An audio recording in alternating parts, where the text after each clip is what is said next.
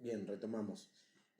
¿Recuerdan cuando en Pulsiones y Destinos de Pulsión hablábamos acerca de estas formas de las cuales el psiquismo se defendía de lo abrumadora de la pulsión? Y habíamos dicho que uno de esos destinos era el trastorno en lo contrario y otro era la vuelta hacia la persona propia. Nos daba Freud como ejemplos un pasaje de la actividad a la pasividad, ¿no? Y coincidían en estos dos destinos de pulsión un pasaje que iba desde el sadismo hacia el masoquismo. Y recuerden que en este texto, tienen que retomarlo de todas formas, chicos, saben que vamos eh, suponiendo que los textos se van leyendo clase por clase. Este pasaje, ¿no? De lo activo a lo pasivo, este pasaje desde el sadismo al masoquismo, en algún momento presuponía culpa también, ¿se acuerdan? Entonces, vamos a leer qué es lo que nos dice acá el texto de Silvia. Nos dice, retomando, siempre estamos en la segunda fase, dice, la segunda fase, inconsciente, de indudable naturaleza masoquista, ser azotado por el padre. A ella adhiere la carga libidinosa y la conciencia de culpa. Dicha fase intermedia, construida en análisis, habíamos dicho que había una construcción en análisis, surgió por represión y regresión del deseo incestuoso de ser amado por el padre. El deseo de ser azotado por él. Después, abajo nos va a decir entonces que en esta búsqueda, ¿no? Que siempre sabemos que es inconsciente, de hecho nunca devino consciente, por eso es que se tiene que construir como un paso necesario hacia esta tercera fase, y lo voy repitiendo, nunca devino consciente, se tiene que construir en análisis entre el analista y el paciente.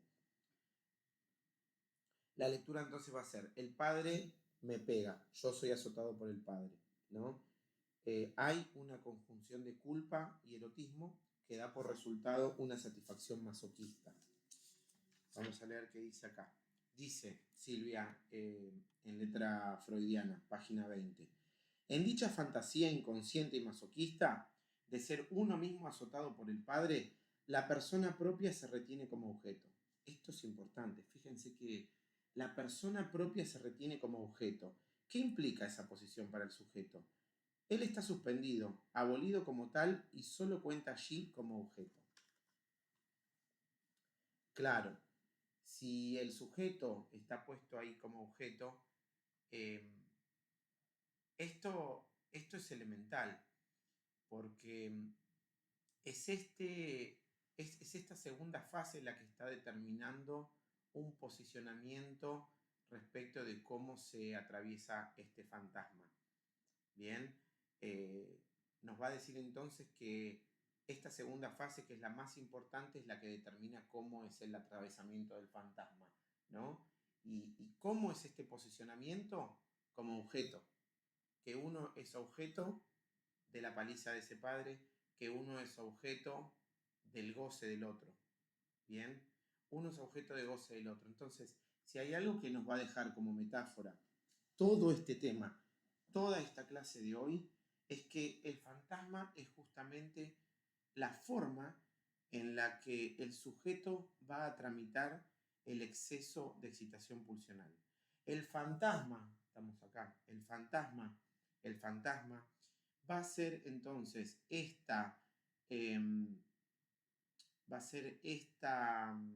constructo imaginario por medio del cual el sujeto regula, administra el exceso de excitación pulsional. Lo repito con otras palabras, va a ser la forma en la cual el sujeto gestione su goce. Y me quedo con eso. Va a ser la forma en la cual el sujeto gestione su goce. Eso va a ser el fantasma. ¿Ok? Por eso la importancia de cómo atravesemos estas tres fases. ¿Se entiende? ¿Qué tanto nosotros nos ofrezcamos como objeto de goce del otro?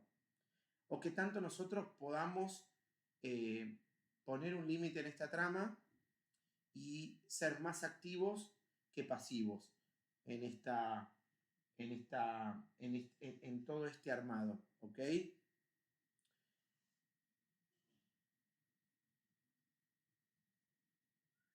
Me quedo pensando en que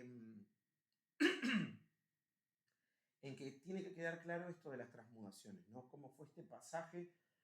Perdón. ¿Cómo fue este pasaje de la primera fase a la segunda?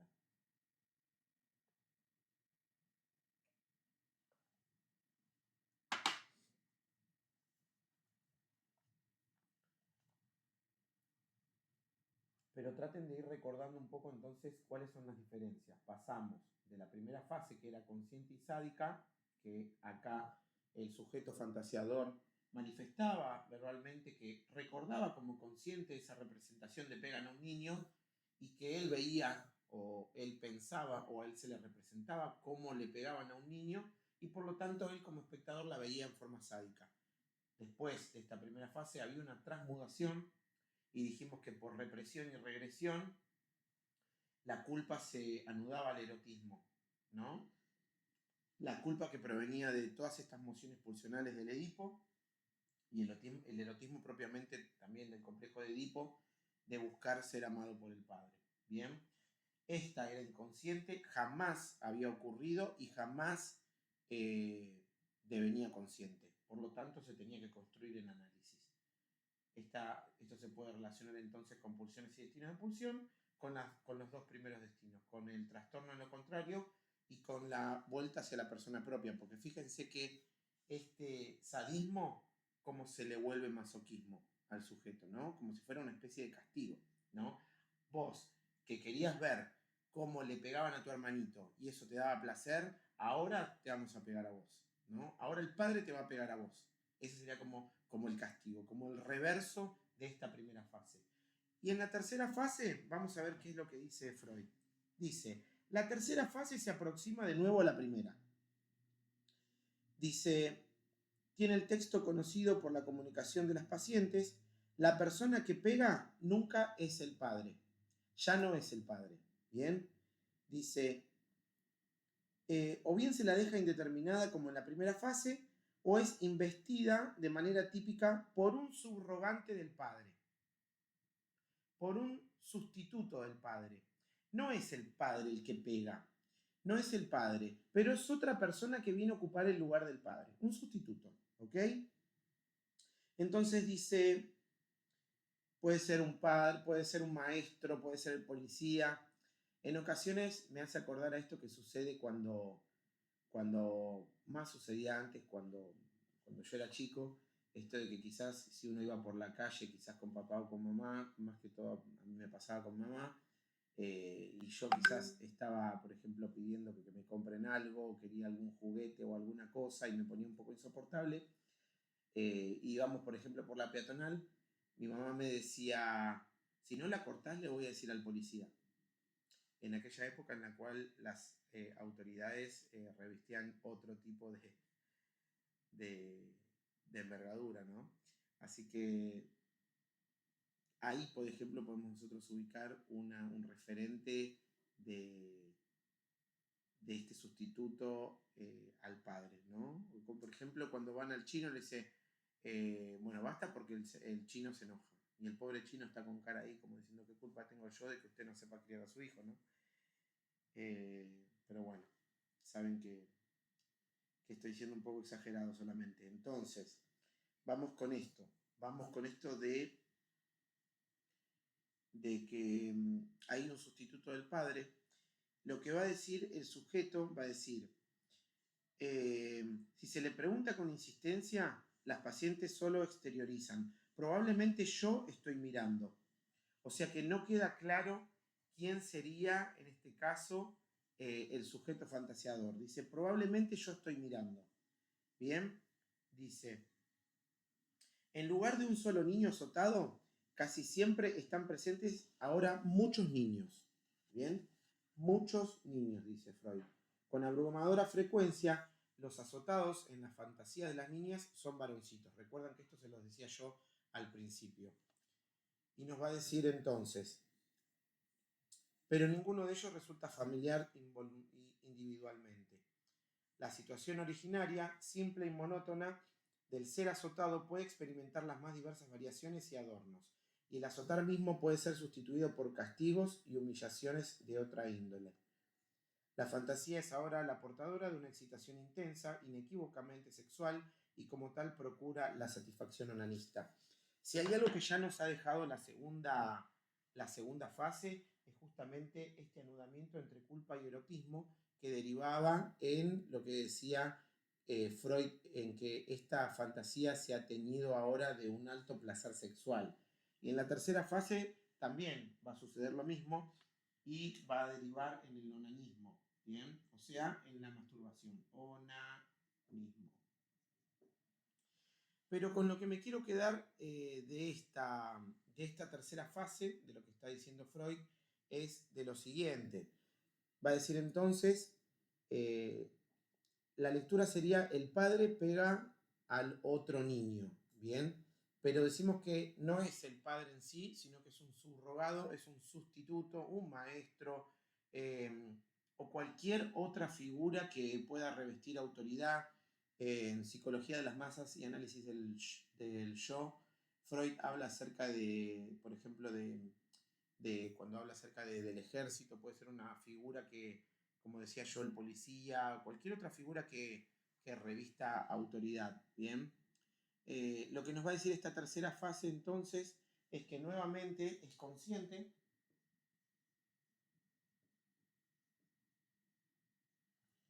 y que es en apariencia sádica. Entonces vamos a poner acá apariencia sádica. ¿Y por qué digo, chicos, apariencia sádica? Porque sucede lo siguiente. Parece ser sádica porque el fantaseador duda acerca de quién es, en este caso, la persona que está siendo golpeada, y dice: dudo de ser yo, parecen ser muchos niños, pero esos otros niños son sustitutos de él mismo, del fantaseador mismo. Así como el padre fue reemplazado y tiene un subrogado, tiene un sustituto, que sea un maestro, sea el cura del pueblo, sea el policía, el niño también presenta sustitutos, y los podemos ver en esos muchos otros niños que están presentes en esta tercera fase de la fantasía. ¿Ok? Entonces, aparenta ser sádica porque el fantaseador parecería nuevamente posicionarse como acá, como espectador, pero no. ¿Por qué? Porque esos otros niños son sustitutos del mismo.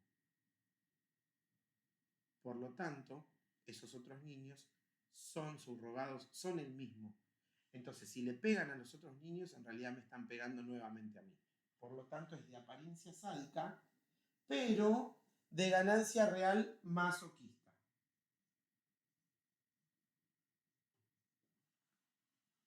¿Ok?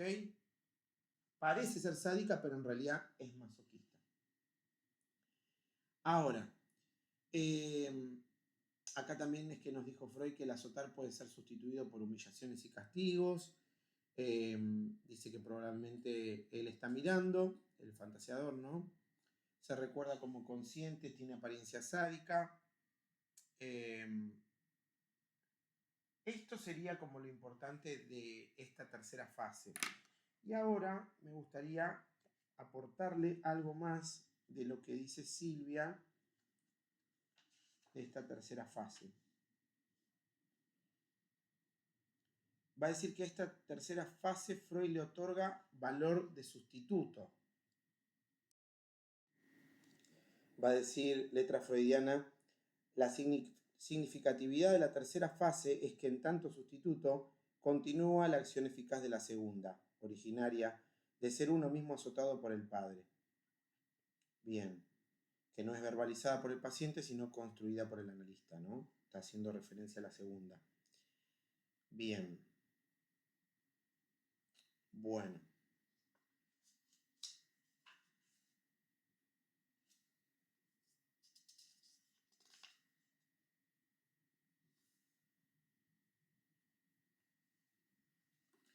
Bueno.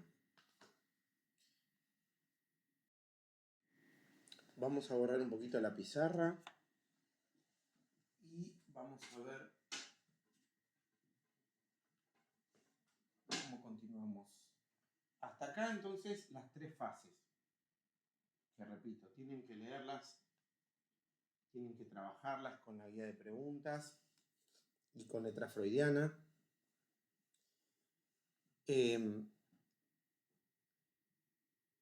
¿Con qué me quiero quedar o qué reflexión podemos aportar?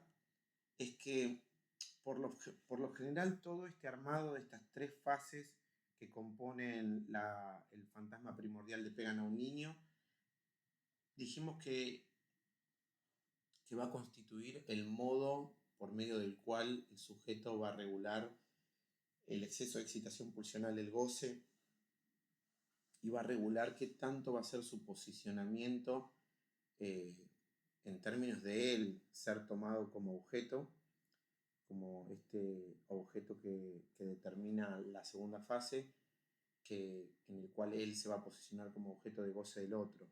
Bien, entonces esto es lo que va a determinar el fantasma y por eso es tan importante la importancia que tiene. La mayor parte de ello va a estar determinado por esta segunda fase, en la cual se anudan, nuevamente lo repito, culpa y erotismo, y que va a dar como resultado el masoquismo primordial.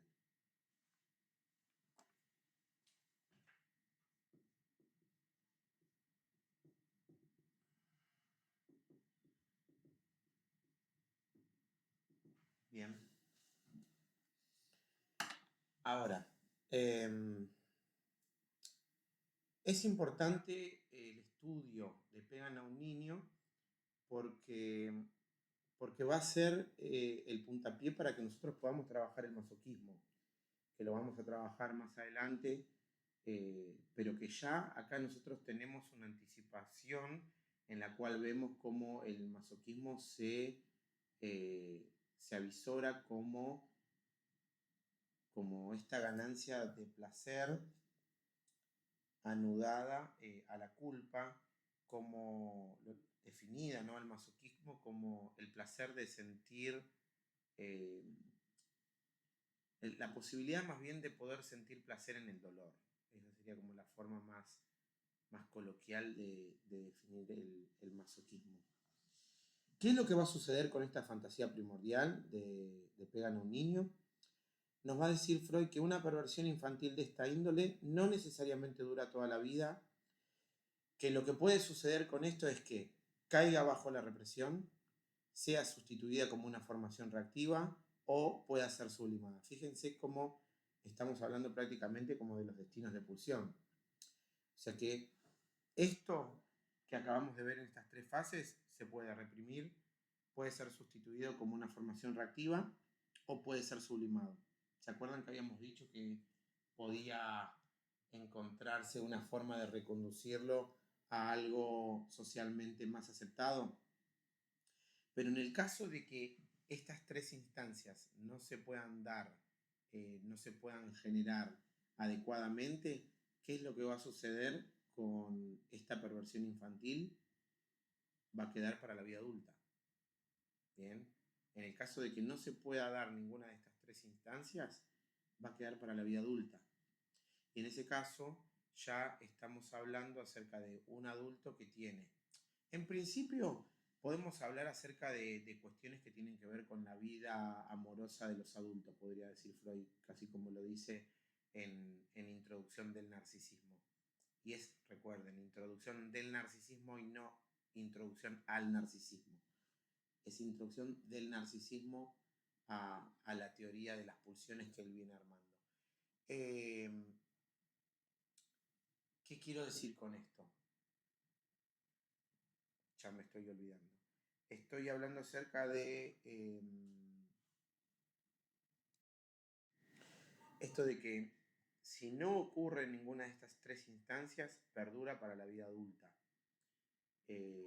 como condición de cómo se lleva a cabo la vida sexual de los adultos y que sin patologizar, ¿no? No es que estamos hablando acerca de que quede como si fuera una estructura perversa. Eso es otro armado, ¿bien? Porque ¿qué es lo que sucede? Es un poco también como como a criterio, digamos, de cómo uno haga la lectura freudiana también, porque si lo pensamos, habíamos hablado, por ejemplo, en 3 ensayos de un fetichismo neurótico versus un fetichismo patológico, dice Freud, ¿no? Como que hay quizás una parte del fetichismo que puede ser constitutiva, que puede ser como una condición erótica, y distinto es un fetichismo patológico. Bueno, en estos términos sucede lo mismo. Hay algunos rasgos que quizás puedan ser perversos o como alguna cuestión erótica, por ejemplo, en la cual un sujeto encuentre placer siendo golpeado quizás por una mujer, en cierto armado, en cierta escena de cómo se lleva a cabo el encuentro sexual, y distinto es que se genere de una forma autónoma esta perversión en una escena que quizás puede ser como un poco más exaltada y derivar en un armado, una estructura que caracterice como síntoma capital a un perverso. Bien.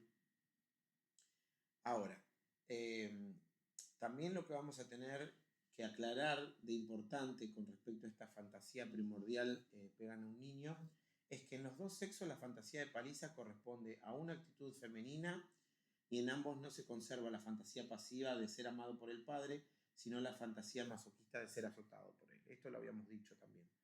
Así que eso es lo que perdura. Bien, ¿qué más? A ver qué más tenemos. Van a encontrar algunas cuestiones en las diapositivas, después si quieren analizarlas junto con el texto. Como reflexión final tenemos lo siguiente. Dice, en verdad creemos que el complejo de Edipo es el genuino núcleo de las neurosis. ¿Bien? Y la sexualidad infantil que culmina en él es la condición efectiva de la neurosis. Lo que resta de él como secuela constituye la predisposición del adulto a contraer más tarde una neurosis. Entonces, la fantasía de paliza y otras fijaciones perversas análogas solo serían unos precipitados del complejo de Edipo. Por así decir, las cicatrices que el proceso deja tras su expiración. Del mismo modo como la tristemente célebre inferioridad corresponde a una cicatriz narcisista de esa índole, dice el texto. Así que, bien. Bien. Hasta acá lo que refiere al texto pegan a un niño. Así que bueno, los voy a dejar, chicos, con la guía de preguntas, como para que trabajen las preguntas.